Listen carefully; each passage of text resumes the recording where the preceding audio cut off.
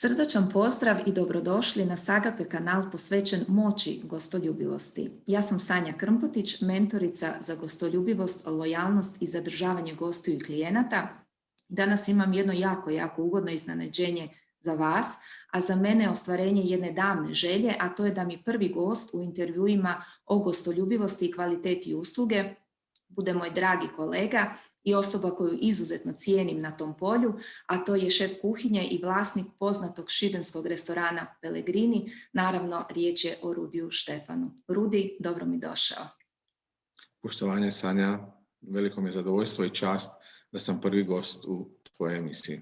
Eto, hvala ti lijepa. Rudi, mnogi te znamo, pogotovo u profesionalnim krugovima, ali bih te zamolila da se kratko predstaviš kao i svoj put do poziva šefa, jer to je za tebe definitivno poziv, i tvoj put do Pellegrinija.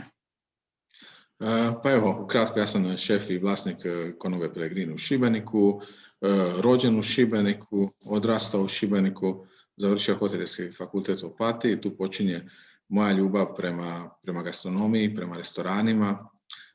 Nakon fakulteta otvorio sam mali lokal na Visu, Beach bar, tamo sam skupio prva iskustva samostalno u ugostiteljstvu i naravno prva kreditna zaduženja i tu sam učio kako u stvari postati poduzetnik u dobrim i lošim situacijama. Nakon toga sam radio za Solaris hotelsku kuću, kratki period života u Irskoj.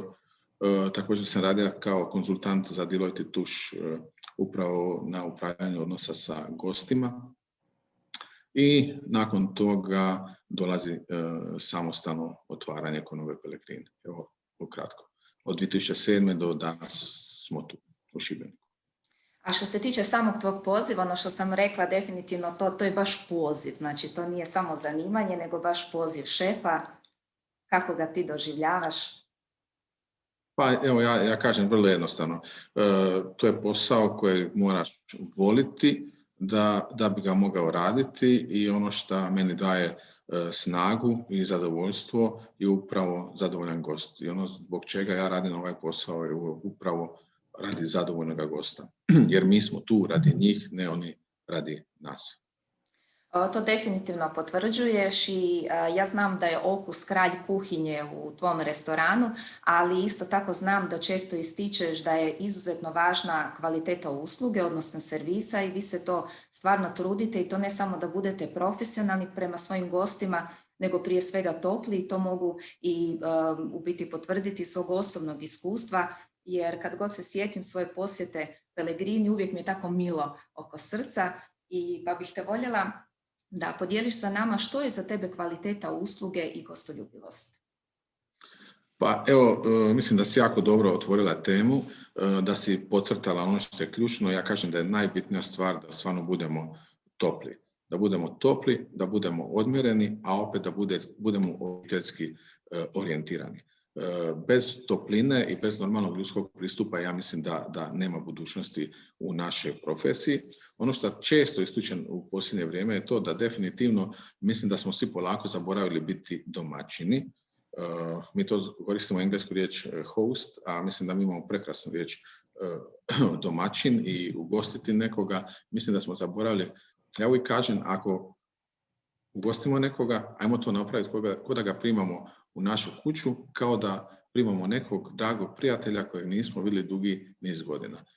I kako se ponašamo prema njemu, mislim da se tako trebamo ponašati prema našem gostu. Mislim da je to po meni ključ uspjeha. Evo, kratko mislim da je to.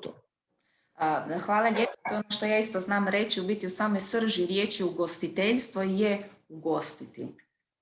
Tako. Da je to izuzetno bitno. Pellegrini je također i dobitnik jedne prestižne nagrade, Jeune Restaurateur za kvalitetu usluge, i koliko mi je poznato, do danas ste jedini koji ste u Hrvatskoj primili tu nagradu, pa reci nam malo više o čemu je riječ.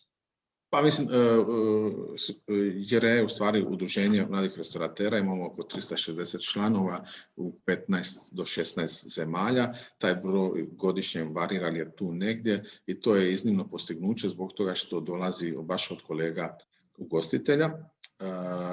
mislim da je to stvarno veliki uspjeh, ali mislim da je to još veći uspjeh i nagrada za moj tim koji je stvarno se dugo godina bori, trudi i mislim da je to bila njima baš jedna kruna i moram reći da je to nama jedna od dražih nagrada.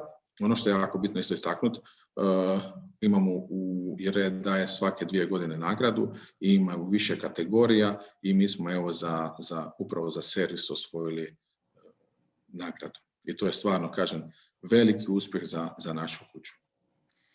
Moram priznati, Rudi, ja se sjećam tog trenutka kad je bilo dodjeljivanje nagrada i to ne samo da je bio ponos za vas, to je bio ponos za sve nas. Mi smo to jako emotivno svi doživljavali. Ja sam baš tada u tom trenutku bila u Austriji, u Wachau, na mom stažiranju i sjećam se da su tada i kolege meni čestitali na nagradi koju ste vi dobili. Tako da je to baš bio jedan uspjeh za sve nas.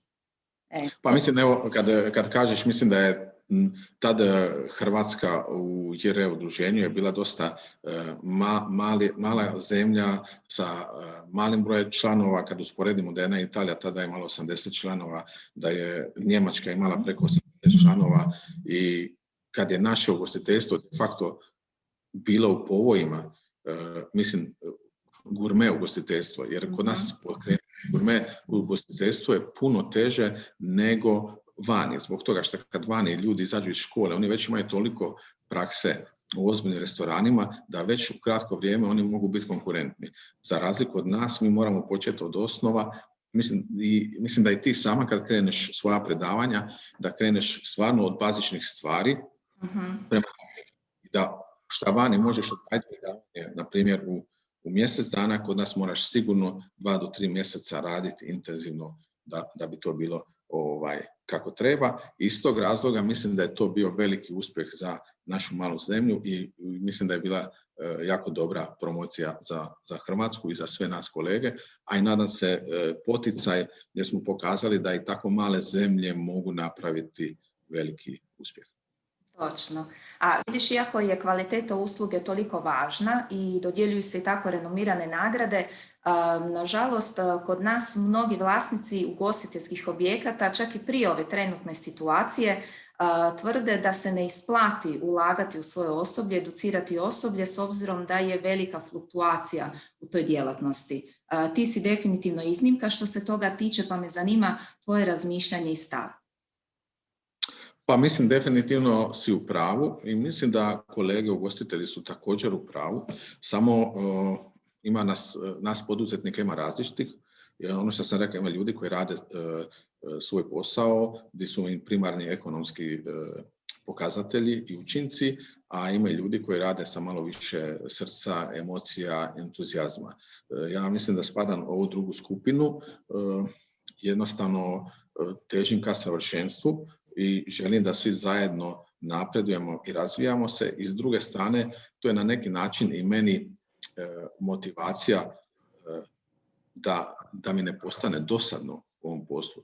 Jer ako postavimo neki mizanplas i krenemo raditi tako 5 godina, to stvarno, ja više ne bi tu naša izazov, ne bi naša taj challenge. A mislim također da i onda ljudima koji rade s tebom, da bi postalo dosadno, jednolično i monotono.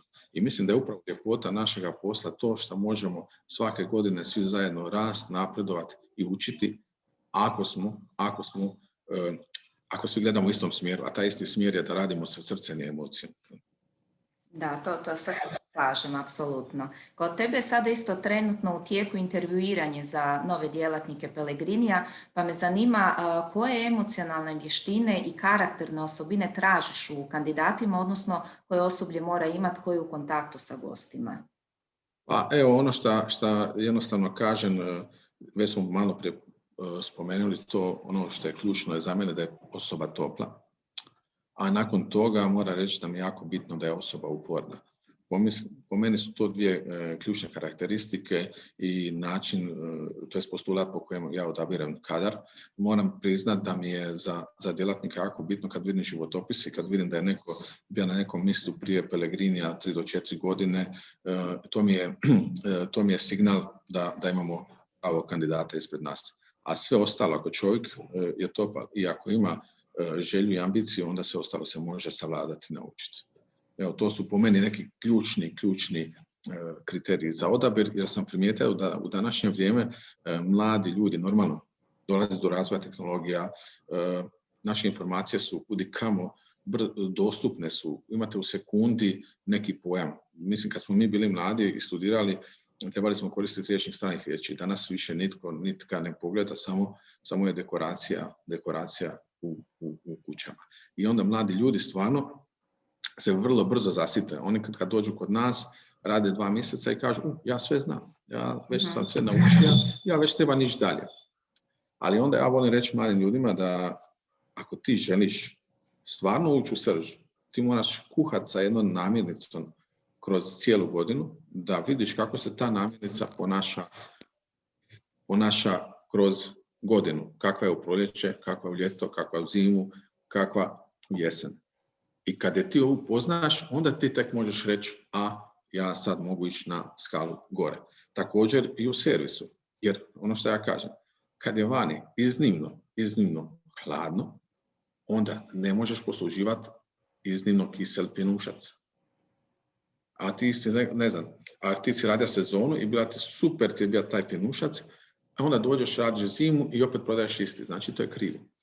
Mislim da moramo raditi duže vremena na pojedinim lokacijama da bi savladali posao u cijelosti i da bi onda opet bili konkurentni na tržištu i da bi onda ti mladi ljudi napredovali. Slažem se sa tim, apsolutno. A reci malo kako educiraš, na koje sve načine educiraš svoje osoblje? Pogotovo servisa, sad govorimo o usluzi, ali dobro, može se dotaknuti ovog dijela kuhinje, ali recimo pogotovo što se tiče usluge. Pa mislim, sad opet ovisi u kakvoj si fazi, u kojoj se fazi naš restoran nalazi. Ovisi i opet o znanjima našeg tima.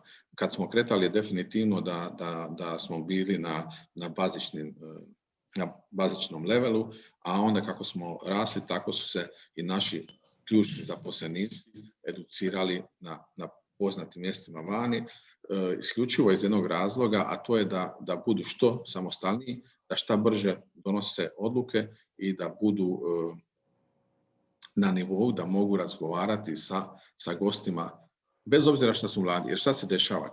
Kad gosti procjene da imaju mlade osobe ispred sebe, onda očekuju da ti ljudi imaju vrlo niska znanja i vještine.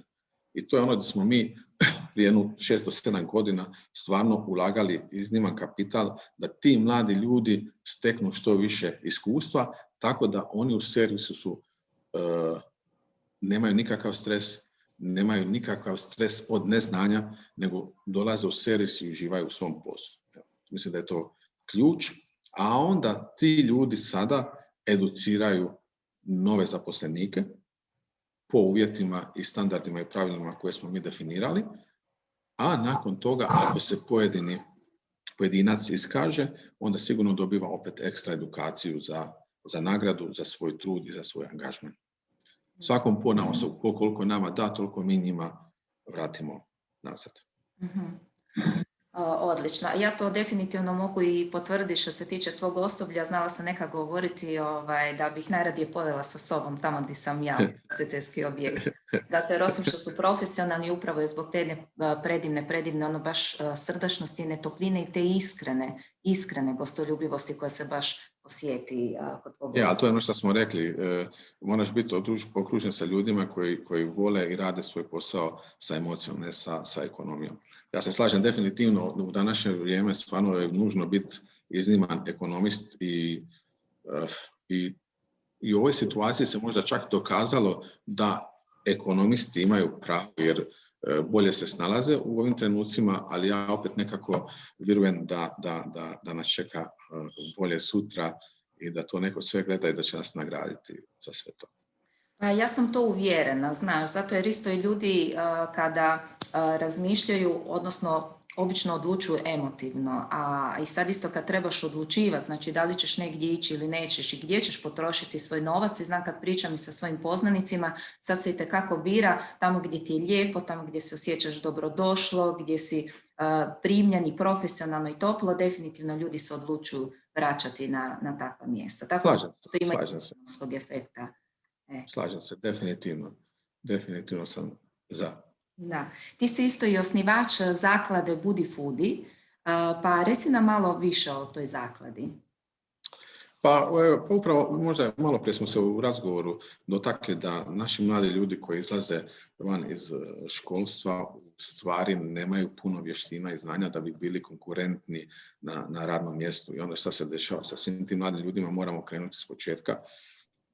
I onda kad smo razmišljali šta i kako, šta mi možemo napraviti, možda prije 4-5 godina se našla, možda se i ti sjećaš Sanja, svi smo komentirali, nema mladih ljudi, nema ljudi koji žele raditi, nema, a on se napita, a šta smo mi sve to napravili da ih bude? Kako smo ih mi motivirali? Šta smo mi napravili? Znači, mi smo samo uzimali prihode, a niko od nas nije ništa nudi, a u stvari rekli smo, pa to, zato je država to mora riješiti. Ali ja sam rekao, svaki pojedinac možda nešto može pokušati napraviti, pa se možda nešto pomakne. I tako smo mi pokrenuli u sklopu 6 stage-a, smo pokrenuli jedan od manifesta 6 stage-a upravo edukacija mladih ljudi. I ono što nama fali školovanih mladih ljudi na specijalističkim školama vani. I tako je krenula inicijativa. Tad uz pomoć Coca-Cola kao partnera smo pokrenuli prvi natječaj i skupili smo prva 3 stipendista. Ono što smo mi tražili jedino od njih, da moraju minimalno ostati 2 godine u Republici Hrvatskoj, a može se prijaviti svako od 16 do 26 godina, bez obzira na njegovo srednjoškolsko školovanje. Najbitnija je stvar da ima ljubav prema tome poslu i donekle neke vještine. I sad, kako smo u covidu, mi se nadamo, imali smo i za ovu godinu natječaj, no međutim, vremena su takva kakva jesu, ali se nadam da će kroz 2021. da ćemo zakladu pokrenuti i također uvijek koristim ovakvu priliku da i velike kuće, veliki sustavi moraju neki dio zarade uložiti u mlade ljude, bez obzira što ti možda mladi ljudi neće raditi u našim objektima, ali ako naši gosti dođu i dobiju dobar club sandvič na aerodromu, dobiju dobru uslugu na plažnom objektu, onda zadovoljstvo sa Republikom Hrvatskom je kudi kamo veće i postoji možda mogućnost da preporuče svojim prijateljima u velikom broju i da se možda oni ponovo vrate, što je danas u ovoj konkurenciji na svijetu iznimna stvar. Točno, i u biti ono što si i rekao da je poanta isto u tome da educiramo jedni druge, tako da i ti mladi ljudi koji su educirani, možda to i neće biti sad neko onako oficijalno službeno educiranje, ali tekako te edukacije funkcioniraju u okviru tima, kad dođe neki član u timu. Tako je, definitivno. Tako je. Rudi, na kraju našeg razgovora ima li još nešto dodatno što bih htio poručiti? Ne znam, kad pričamo o servisu, možda ima nekih par stvari koje bi istaknuo. Mislim da je najbolji servis onaj koji je neprimjetan servis. To je ono što mislim i mislim da je to ključ da dobiješ jelo, a da nisi vidio uopće koga je donio na stol. To je znači da ima eleganciju, da je tih, nenametljiv, a opet u trenutku kad treba toplina da je topal. I ono što bih rekao, to u stvari se ne može napraviti jedan dan, nego te odluke moraju doći, moraš istrenirati podsvijest, ne svijest. Jer kad dođu te odluke iz podsvijesti, to znači da je trening stvarno bio iznimno uspješan, a to može samo sa vremenom doći. Evo, to su dvije stvari što bi ti ja istaknuti. Hvala ti lijepa. Prije svega, dragi Rudi, na tvome vremenu. I hvala ti na ovom sjajnom razgovoru i želim ti puno uspjeha u tvome pozivu i u projektima, kad si ti u pitanju uvijek kvalitetnim projektima, i nadam se da se uskoro vidimo i nadam se u tvom Pelegriniju gdje se i sad trenutno nalaziš. Hvala ti Sanja, bilo mi je iznimno drago, uživa sam časkat i nadam se da imamo svijetlu budućnost i da će u našoj Hrvatskoj biti stvarno, da će u stvari Hrvatska biti sinonim za dobar servis i za topal servis. Evo, nek nam to bude cilj i vizija. Hvala ti lijepa. Ugodan dan. Hvala tebi, Rudi, i hvala vama svima na posjeti Sagape kanalu. Nadam se da ste uživali u ovome razgovoru, sjajnome razgovoru kao i ja, i da će vam služiti, i želim vam ugodan ostatak dana ili večeri. Srdačan pozdrav.